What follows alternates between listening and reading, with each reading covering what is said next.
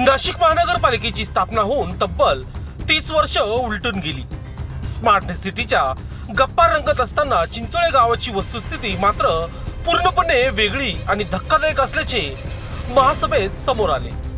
प्रभाग क्रमांक 26 चे नगरसेवक निवृत्ती अण्णा इंगोले यांनी प्रशासनाचा थेट समाचार घेत अधिकाऱ्यांना जाब विचारताच सभागृहात एकच खळबळ उडाली। नागरी हद्दीत समावेश होऊनही चिंचोळे गाव आजही मूलभूत सुविधांपासून वंचित आहे। गावातील उघडे नाले वर्षानुवर्ष दुरुस्त न होता तसेच पडून आहेत। सर्वत्र साचलेला कचरा, दुर्गंधी आणि वाढता डासांचा प्रादुर्भाव यामुळे साथींच्या आजारांचा धोका वाढला आहे। पावसाळ्यात नाले तुडुंब घाणीचे पाणी थेट रस्त्यावर आणि घरांमध्ये शिरते, ज्यामुळे नागरिकांच्या आरोग्याशी थेट खेळ होत असल्याचा गंभीर आरोप करण्यात आला। या सर्व समस्यापेक्षाही अधिक गंभीर बाब म्हणजे गावात स्मशानभूमीच उपलब्ध नाही। त्यामुळे मृत व्यक्तींच्या अंत्यसंस्कारासाठी कुटुंबियांना 10 ते 12 किलोमीटर अंतर पार करावे लागते। दुःखाच्या प्रसंगी नागरिकांना अशा हाल अपेष्टा सहन कराव्या लागत असल्याने हा विकास आहे की जनतेचा अपमान, असा संतप्त सवाल उपस्थित करण्यात आला आहे।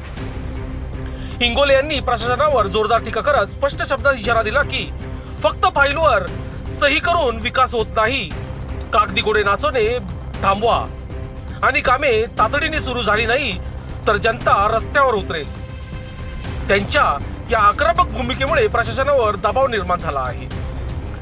गावातील सुरू असलेल्या कामांमध्ये मोठ्या प्रमाणात अनियमितता असल्याचे समोर आले आहे। निकृष्ट दर्जाचे साहित्य वापरले जात असून माती मिश्रित मुरुम टाकून कामाचा दर्जा घसरण्यात आला आहे।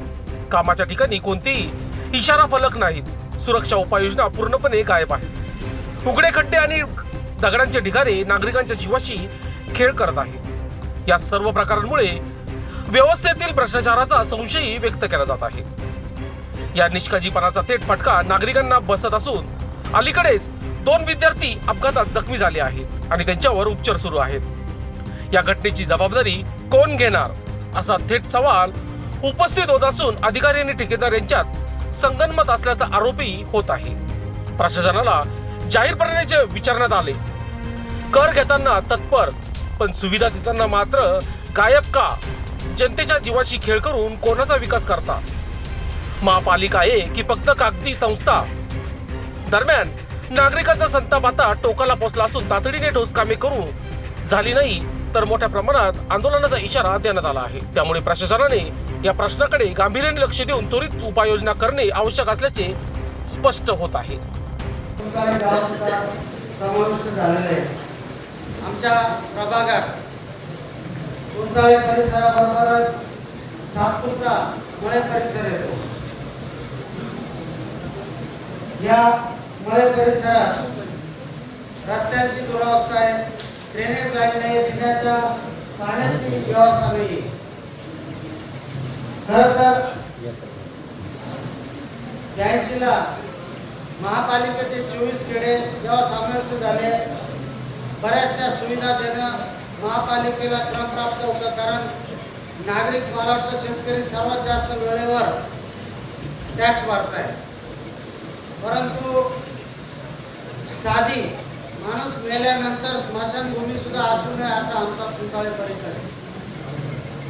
खरं तर महापालिकेने आम्हाला 6 ते 7 किलोमीटर कधी कधी जर शिडकोला जागा नसली, सातपूरला जागा नसली, पंचवटी सारख्या ठिकाणी माणूस जाळण्यासाठी आणावं लागतं। ही शोकांतिका चुंचाळे परिसराची। आणि आपण खेडे विकास निधी, आपण सर्व सभासदांनी सांगितलं खेडे विकास निधी पाहिजे, परंतु या विकास निधी बरोबर माणसाच्या मरण यातना माणूस जिवंतपणे बघतोच आहे।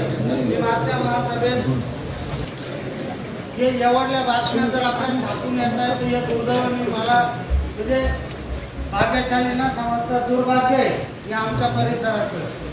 मी मागच्या वेळेस एकच मागणी केली होती की लोकांचा जीव पेटीस धरू नका आणि लोकांना काही अधिकाऱ्यांना विनंती केली होती की साहेब, लोकांचे ये जा दोन्ही वसाहतींना महापालिका म्हणजे इंडस्ट्रीला जोडणारा हा एकमेव रस्ता आहे। या रस्त्याला आपण कुठंतरी ठेकेदाराला सांगून लोकांचा जीव सुरक्षित राहील याची व्यवस्था केली पाहिजे। काल 7 वाजता अपघात झालाय, चुंचाळे पोलीस स्टेशनला तुम्ही फोन करून विचारू शकता. दरवाजा सातपूर जो आमचा अंबड लिंक रोड आहे तिथे एक ट्रकनी 2 मुलांना उडवले आणि ते वक्रतुंड हॉस्पिटलमध्ये ॲडमिट आहे. मला सांगा याला जबाबदार कोण आहे?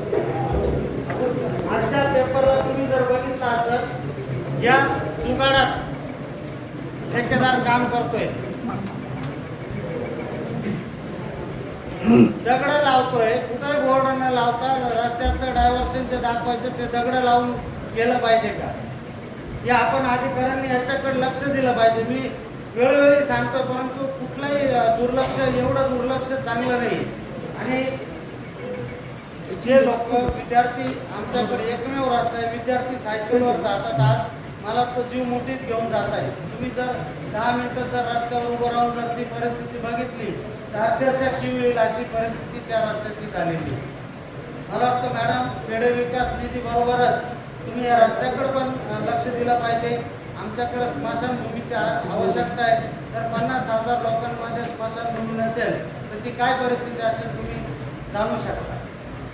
आपण लक्ष द्यावं अशी मी आपल्याला विनंती करतो आणि थांबतो. लोकशास्त्र न्यूजसाठी बंटी आढाव, नाशिक.